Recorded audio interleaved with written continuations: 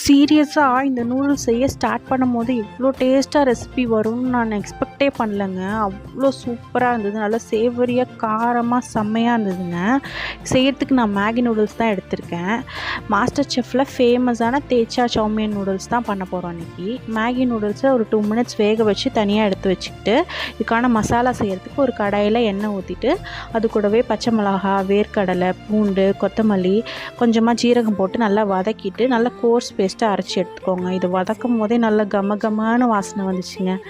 திரும்ப அதே கடாயிலே கொஞ்சமாக எண்ணெய் ஊற்றிட்டு இந்த பேஸ்ட்டையும் போட்டுட்டு வேக வச்ச நூடுல்ஸ் போட்டு கொஞ்சமாக உப்பு சேர்த்து ஹை ஃப்ளேமில் ஒரு 1 or 2 மினிட்ஸ் வதக்கி எடுத்தால் நூடுல்ஸ் ரெடிங்க. செம்ம டேஸ்டியான காரமான ரெசிபி ரெடிங்க.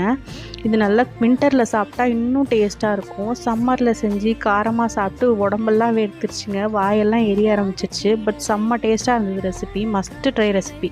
இந்த ரெசிபி பிடிச்சிருந்தா மறக்காமல் உங்களுக்கு பிடிச்சவங்களுக்கு ஷேர் பண்ணி செஞ்சு கொடுக்க சொல்லுங்கள். ஒரு லைக் அண்ட் சப்ஸ்கிரைப் பண்ணிவிட்டு போங்க.